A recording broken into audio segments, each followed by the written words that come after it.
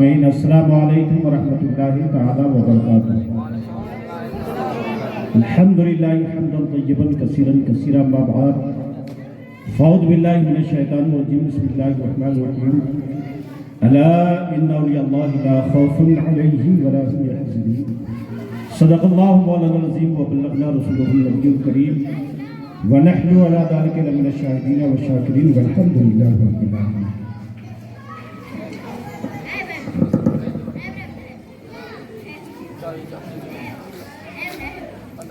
نیت جمالی صاحب نے بہت خوبصورتی کے ساتھ اپنے رنگ کو جمایا، خوبصورت انداز رہا، کلام خوبصورت اور سامعین بھی خوبصورت۔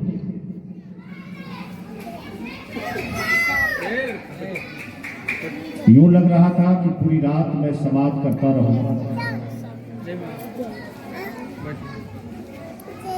حضرات،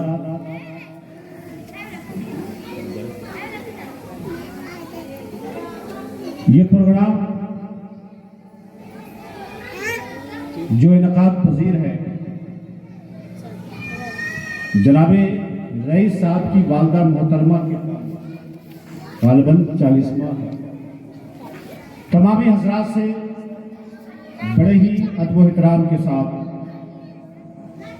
کہ ان کی والدہ محترمہ کے لیے دعا فرمائیں کہ رب قدیر ان کے قبر کے اوپر غفاری تجلی عطا فرمائے۔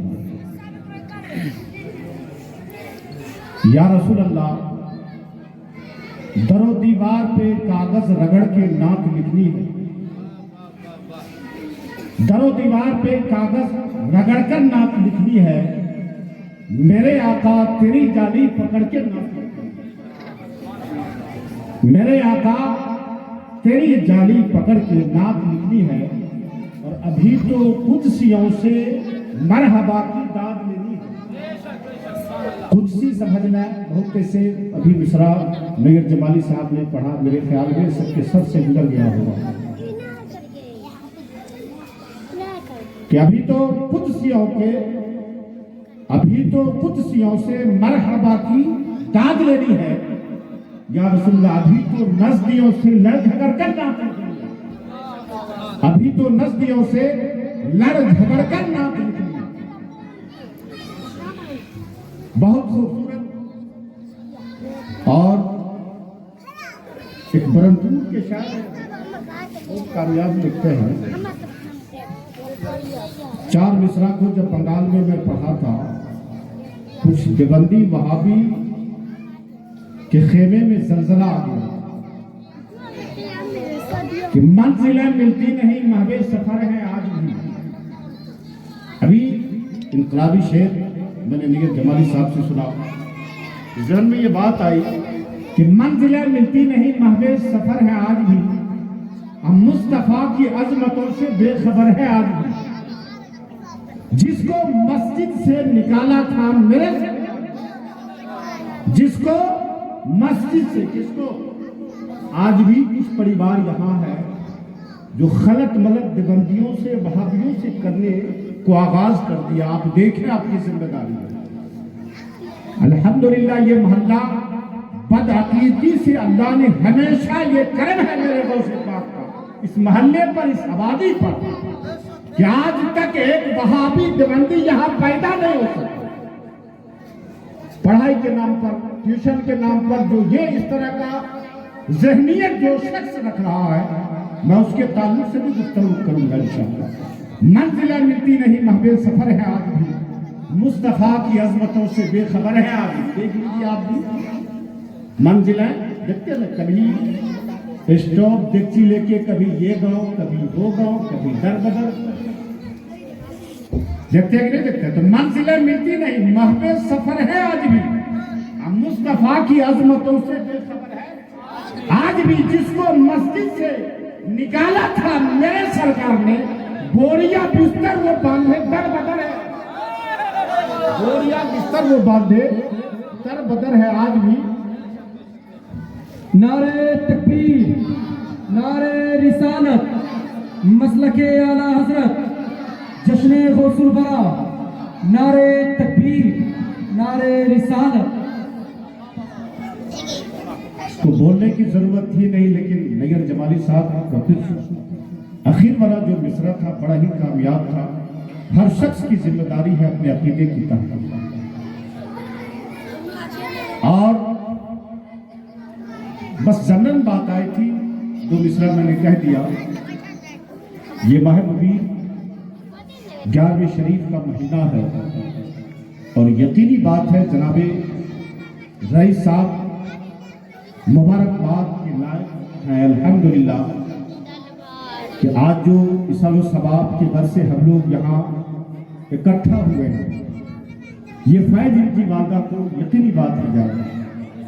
तमाम उम्र जो माँ बाप की दुआ ले, बहुत ऐसी हमारी माएँ भी यहाँ आई हैं, तमाम उम्र जो माँ बाप की दुआ लेगा कसम खुदा की वो जन्नत में। सितमगरों से ये जीनत कानपुरी है, बहुत अच्छा कलाम लिखा। सितमगरों से हमें शिकायत नहीं है। सितमगरों से जो जुल्म करता है, किस पे जुल्म करता है? कभी बाप पे जुल्म करता है, कभी माँ पे जुल्म। आप सोचे जरा सा, बड़ी ही शगुफ्तगी के साथ और बड़ी मेहनत और मशक्कत के साथ एक गुलशन को मास तिनका तिनका करके वो वालिदैन इकट्ठा किया जाता है। और उसकी हालत कि सितमगरों से हमें शिकायत नहीं है जीनत, माँ बाप के सब्र का बदला फकत खुदा ले। कभी आप यहाँ से आप जाएंगे, अभी तो सवेर है, यकीनी बात है, कुछ देर में प्रोग्राम सिमट जाएगा। मैं अक्सर बोला करता हूँ कि कभी 12 बजे रात में, 1 बजे रात में हमारी जब वापसी हुई, माँ मेरी जब हयात में थी, हाफिज अबुल कलाम साहब, ये दुनिया का मिजाज है। आप परदेश से आ रहे हैं तो जब आप अपने घरों में दस्तक देते हुए, बड़ी बारीक और निगाहों की चीज है। हर नौजवान, हर फर्दो बशर के लिए जरूरी है। आप शादीशुदा हैं तो भी, शादीशुदा ना है तो भी, वो 12 बजे 1 बजे रात में जब आप दस्तक देते हैं, सच्ची बात बताइएगा, दरवाजा खोलने के लिए कौन आता है? अगर माँ, ईमानदारी की बात, माँ अगर हयात में है तो ये रईस साहब माँ के ताल्लुक से अल्हम्दुलिल्लाह उनके सवाल के लिए, अगर वो हयात में है तो आज भी रात के किसी शोबे, किसी हिस्से में आप पहुंचे, एक वाहिद जात माँ की होती है जो दरवाजा पे खड़ी रहती है। तब बेटा आवाज दे, मैं बीबी भी रही, लेकिन जब तक माँ हयात में है ये खिदमत उनके जिम्मे है। क्या कभी आपने सोचा कि माँ की अहमियत और अफादियत क्या है? आज जिनके तरिस्मा में हम यहाँ आए हैं, छूटे दुनिया तो छूटने देना, है ना, छूटे दुनिया तो छूटने देना, रिश्ता औरों से टूटने देना। अगर सारे जमाने से रिश्ता टूटता हो तो तोड़ दो, सारे जमाने से। लेकिन अफसोस यह है कि लोग माँ को छोड़ देता है, किसके चक्कर में? तो बीवी के। टूटे रिश्ता को टूटने देना और छूटे दुनिया को छूटने देना, कितना नुकसान हो सकता है? माँ को, माँ के कदमों में जन्नत है, माँ को हरगिज न रूठने देना, छूटे दुनिया तो छूटने देना, रिश्ता औरों से टूटने देना। माँ के कदमों के नीचे जन्नत है, माँ को हरगिज न रूठने देना। क्या ये मिजाज बन सकता है क्या कि माँ को हरगिज न? ये उम्मीद होनी चाहिए जब कभी माँ आती है कि हजरत एक ताबीज दे दीजिए। क्यों? बड़ी तकलीफ होती है, कसम खुदा की बड़ी तकलीफ होती है। और कैसे कह दूं वफा नहीं करती? अच्छा, जब तक बीवी नहीं है तब तक वही माँ वफा करती है ना? हर दर्द व अलम जमाने की तमाम सर्द गर्म हवाओं से अगर बचाने का काम करती है तो वह माँ। हर तूफान से टकराने की सलाहियत अल्लाह ने उसे दी। इसलिए सुनो एक कौल हजरत बाबा फरीद का एक बड़ा ही मशहूर कौल है, मैं अक्सर बोलता हूँ। कहा कि सुन, अगर किसी ने 10 साल तक नफल की नमाज पढ़ी, कितने दिनों तक? 10 साल तक, और एक बेटा अपनी जबान से माँ के तलवे को चाट ले तो उस नमाज से बेहतर है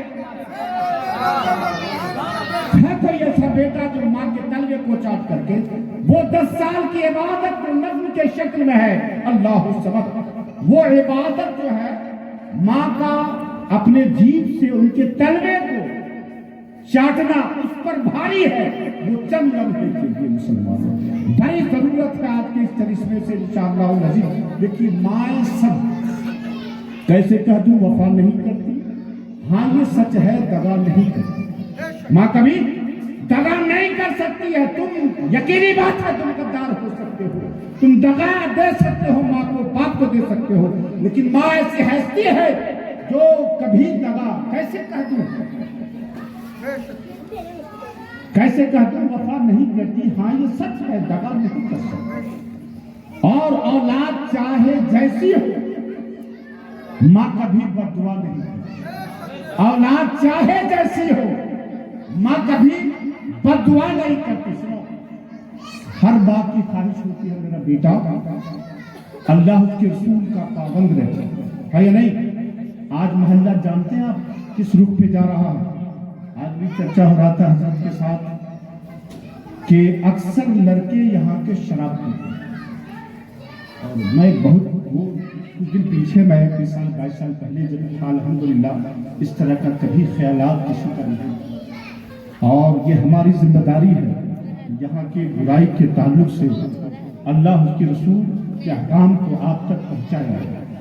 आप समझ रहे हैं कि आप क्या कर रहे हैं, आपकी औलाद क्या कर रही है, कमाना आपके लिए अल्हम्दुलिल्लाह अल्लाह आपकी कमाई में बेपनाह बरकतें रहमतें अता फरमाए। आप देखें आपकी जिम्मेदारी है कि आपका बेटे का रुख कहाँ जा रहा है।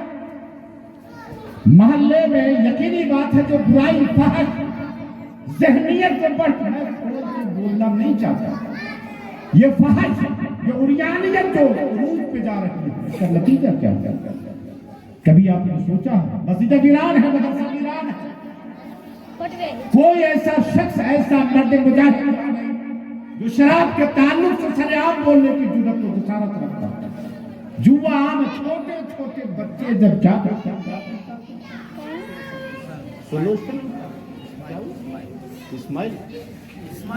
इस्माइल अस्तगफिरुल्लाह माज़ूरा तौबा करें।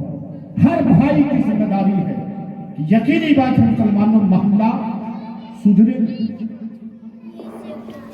कल वहाँ तशरीफ फरमा थे, देखिए मजमा कम था, हजरत आप यहाँ हैं, उसके बाद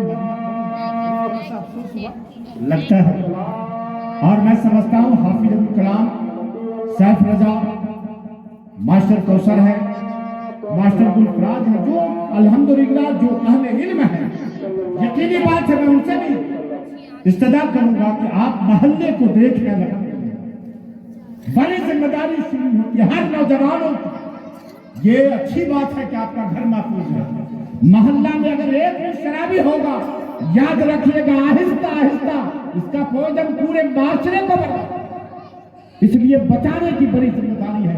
हर शख्स में हाथ जोड़ के आपसे इल्तिमास करता हूँ कि आप अपने घर से मोहल्ले को देखें कि कौन जुआ खेलता है, कौन शराब पीता है, कौन हमारी बहू बेटियों की तरफ अपनी आंखें गलत मक्कारी की आंखें उस पर डालता है, उसकी असमत पे निगाहें डालता है, कौन इसको बचा सकता है? तो आइए मैं बताऊं आपको, हजरत हसन बसरी रहमतुल्लाह तआला अलैह की एक मुरीदनी है अल्हम्दुलिल्लाह, और जानते हर सब बेटे से वो नसीहत करती, बेटा अजान हो चुकी है, फजर की अजान हुई है, बेटा जग जा नमाज पढ़ ले, जोहर की अजान हो रही है, बेटा जग जा, जोहर की अजान है, असर की अजान है, मगरिब व इशा की नमाज की अजानें हो रही है, पुकारने वाला रब की बारगाह से पुकारता है, बेटा मस्जिद चले जाओ नमाज की अदाई करो। लेकिन जानते हैं वो कभी माँ की नहीं सुनी, शराब पीता था, गुनाह अजीब का मुलव्विस था, झूठ मोहल्ले में फैलाता था, اس کا مشتہر مانا شغف اتنی بڑھ گئی تھی، آخر میں جب آتا ہے، جب بیماریوں نے اس کو یلغار کیا، گھیر لیا، حضرت حسن بصری کی وہ مریدنی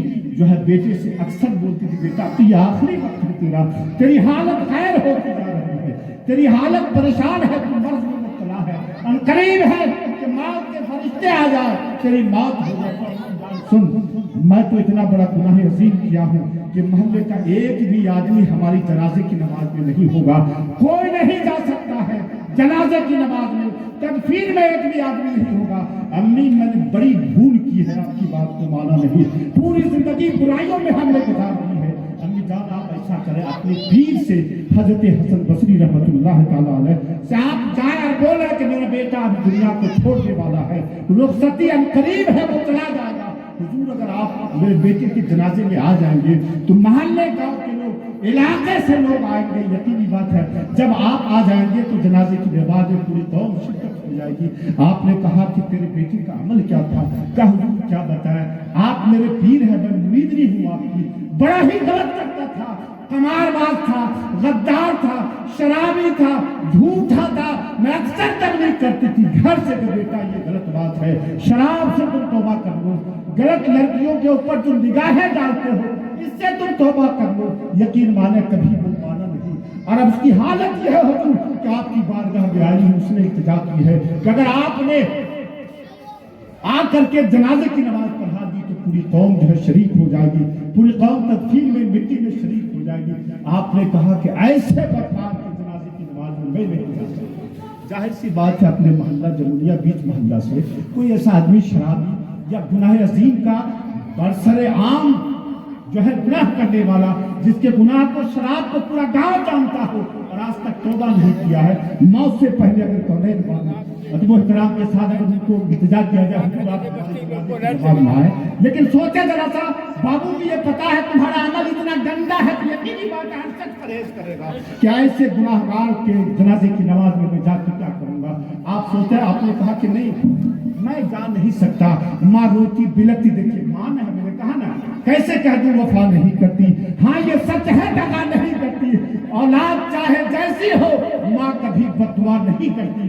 وہ گئی تھی پیر کو منانے کے لیے کہ آپ آ جائیں گے آخری وقت، مانا کہ ہماری بات کو نہیں مانا، کوئی ماں نہیں چاہے گی کہ ہمارا بیٹا جہنم میں جائے، آپ پڑھ دیں گے تو یقینی بات ہے اللہ تبارک و تعالیٰ اس کے گناہوں کی مغفرت فرما دے گا۔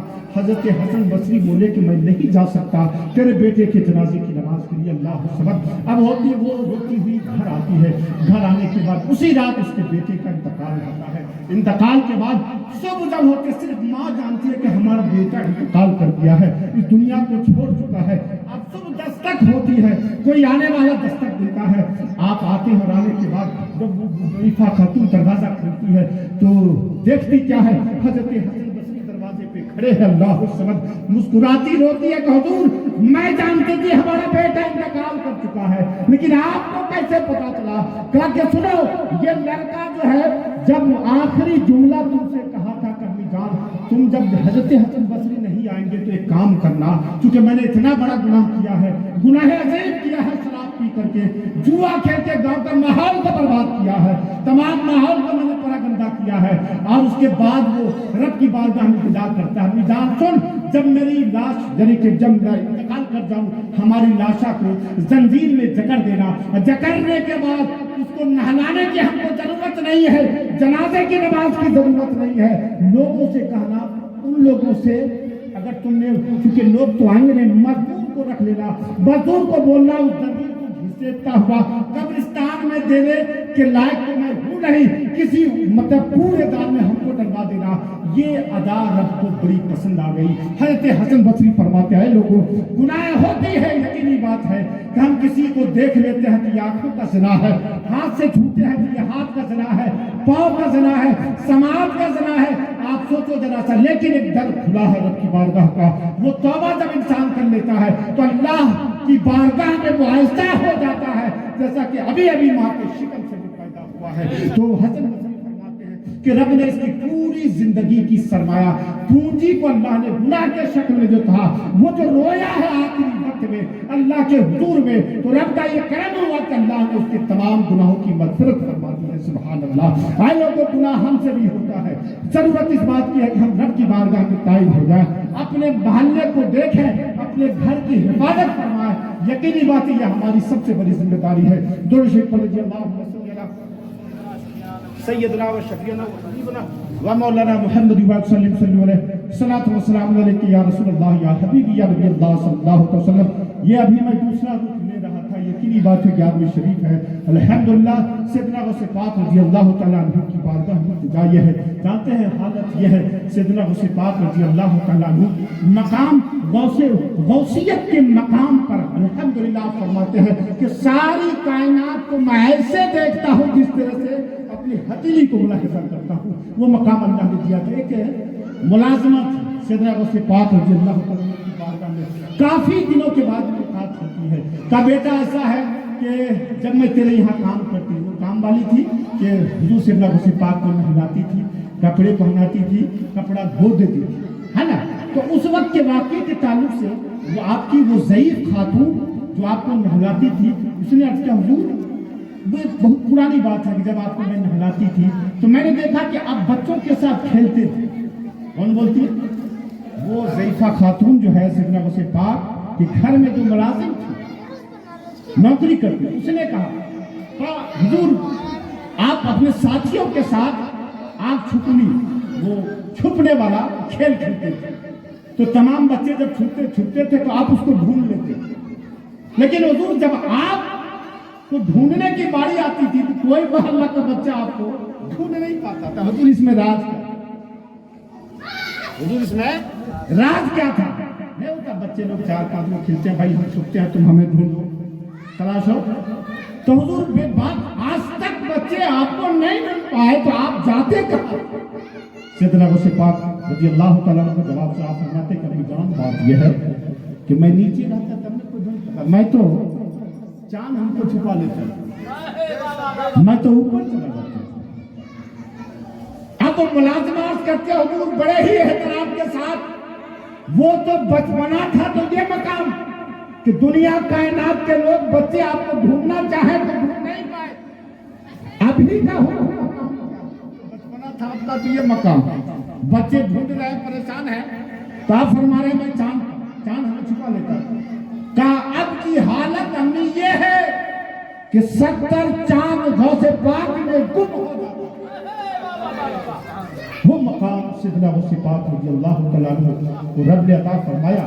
حضرت عمر بساج رحمت اللہ تعالیٰ علیہ سیدنا غوث پاک سے ہمراہ جمعیت میں جمعہ کی نماز کے لیے جاتے ہیں، لیکن ایک چیز انہوں نے نوٹ کیا کہ مخلوق تو مل رہی ہے لیکن وہ سلام نہیں کرا۔ اس کے دل میں یہ بات ہے، ان کے دل میں یہ بات آئی، حضرت عمر بزاز رحمت اللہ تعالیٰ علیہ آپ کے ہمارے دل میں بات ہے کیا بات ہے، مخلوق مل بھی نہیں، اسلام بھی نہیں۔ سیدنا غوث پاک مسکرائے، اب اس کو دیکھا عمر بن بزاز کو، کہا عمر بن بزاز مسکرائے، تم یہ سمجھتے ہو کہ تیری دلی کیفیت کو میں سمجھتا نہیں، بس یہ کہنا تھا۔ مسکرانے کے بعد جو مخلوق کثیر تعداد میں آنا شروع ہوا، سلام شروع ہوا، آپ نے کہا سن یہ اللہ کا کرم ہے مجھ پر کہ تمام کے دلوں پر میں قابض ہوں، جس کو چاہوں گا وہی آئے گا، جس کو نہیں